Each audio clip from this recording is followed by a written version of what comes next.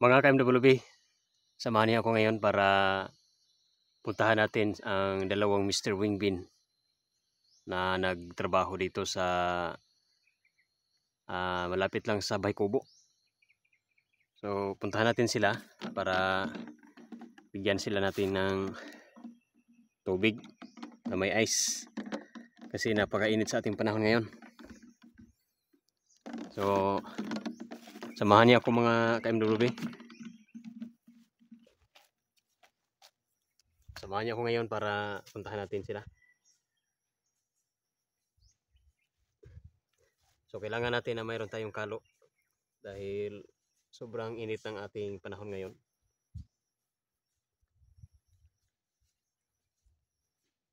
Ayan. Tara, samahan niyo ako.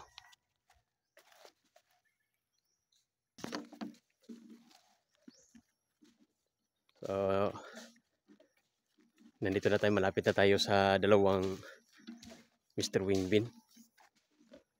Dalawang Mr. Wingbin na naglampas dito. So, dalhan natin sila ng tubig. Grabe, ang bilis nilang maglampas mga ka-MWB. Kasi umaga pa lang, pero malapad na, malawak na ang kanilang nalampasan dito. Kaya, tara. Samahan niyo ako ngayon para makilala natin sila.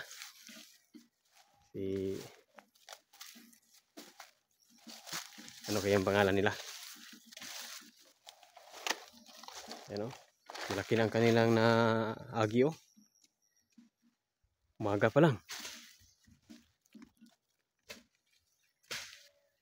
Nandito na tayo sa malapit sa kanila.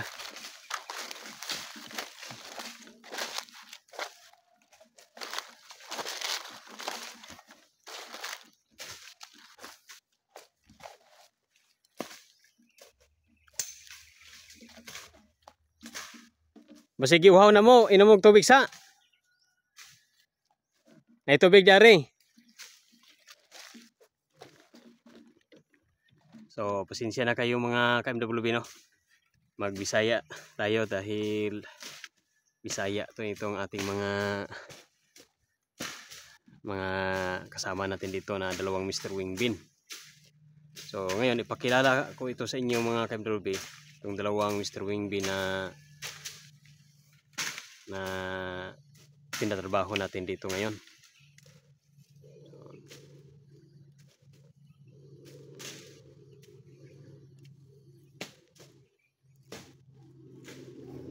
Teka lang. Bakit walang kalo itong isang Mr. Wingbin? Bakit may kalo itong isang Mr. Wingbin? Ato ning ihatag niya akong kalo na lang.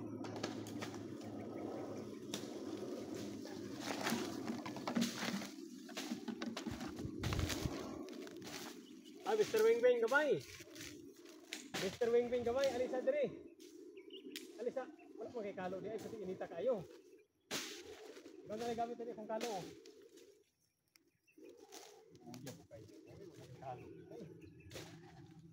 Kalo ko yung mita. Ang sistema ni iuna ni taod.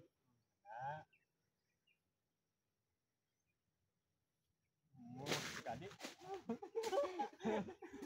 Puro sekali tadi. Sekali. Oh. Bulan ini.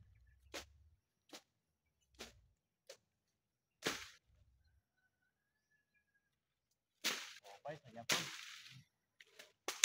Jangan lagi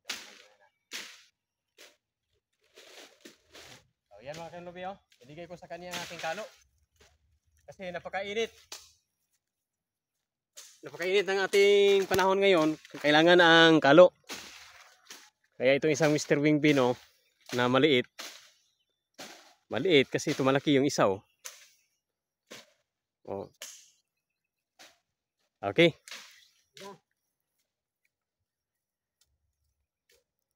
yan so, kilalanin natin to sila ngayon.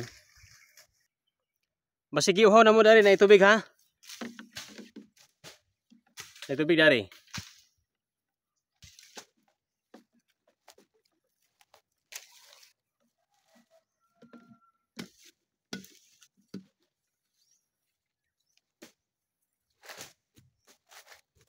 So mga ka-MLB,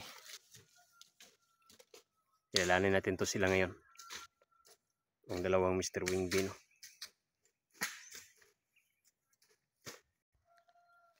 So ngayon mga ka-MLB, habang maghintay pa tayo sa oras na mag-rest o magpahinga. So mamaya na lang natin to sila kikilalanin, itong dalawang Mr. Wingbin. So ang gagawin natin ngayon mga ka-MLB ay ito dala ko itong double purpose na kagamitan para sa pagsasaka. So paki-comment lang kung ano ang tawag ito sa inyo mga ka-MLB. So ngayon ang gagawin ko ngayon mga ka-MLB ay para mayroon din tayong magawa habang mag-vlog tayo sa kanila, ay ako naman ang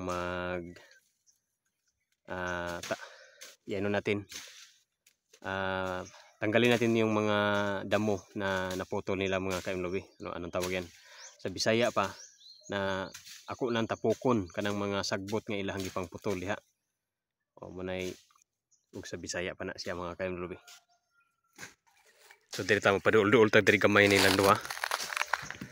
Paduol-duol ta gamay nilang duha diri para ato gini silang ilhan karon og taga-dis gini sila. Hindi ko alam kung taga saan sila. Kaya ngayon, siguro mamaya pagkatapos sa kanilang trabaho dito, kilalanan natin sila mga ka-MLB.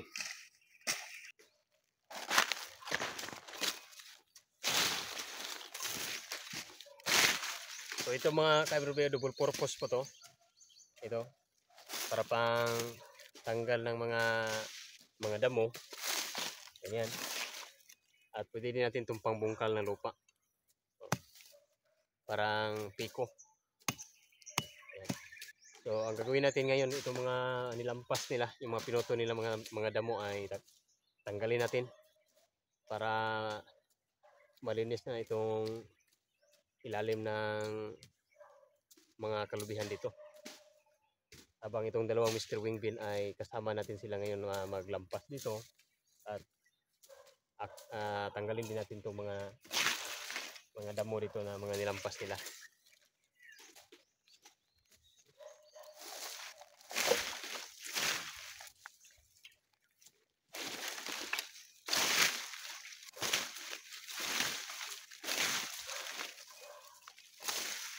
Yan. Ganyan lang. Grabe guys, ang bilis nilang maglampas guys. Oh. Dito na sila. Oh. Init naman kayo na diha lang. Mapi dito dapit ang atong lampasan dito dapit. O liko mo dito ba? Init man. Bet. Dato dapit ito landong-landong oh. Ito liko na mo dito kay murag init kay dana. Oh guys. Kanada yung dako nga si Mr. Wingbin guys, muna sila lang ang iyang palayaw. So ang kaniyang palayaw sila lang. At ito namang isa si Bibit. So yan. 'Di ba? So tingnan natin ang kanilang mga mukha mamaya. Abangan ninyo mga ka-MLB kung kayo ay sinundan itong video natin ngayon. So tingnan natin ang kanilang mga mukha para makilala ninyo sila ng lubusan. Kung sino itong si Mr. Wingbin Lalang at si Mr. Wingbin Bibit. Okay.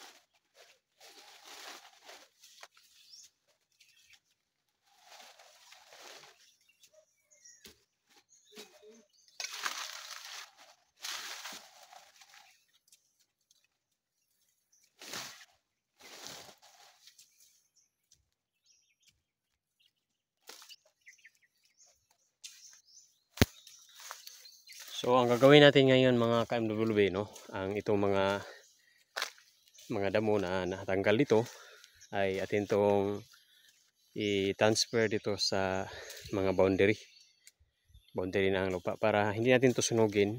Ilagay lang natin dito sa mga tabi-tabi para mapakinabangan natin ang itong mga damo para makatulong ito sa pagpataba ng lupa. So yan. So maraming salamat sa inyong panonood guys, at abangan pa ang mga next episode dito para sa mga update tungkol sa paglilinis dito sa area na ito. Yan, salamat, at mamaya abangan niyo mamaya sa part 2 para sa chika-chika natin sa dalawang Mr. Wingbin. Dahil hindi pa sila kuan ngayon dahil nagbanat pa to sila sa paglampas kasi sobrang init ng ating panahon ngayon. Yan, dito lang muna. Maraming salamat sa inyong panonood. God bless.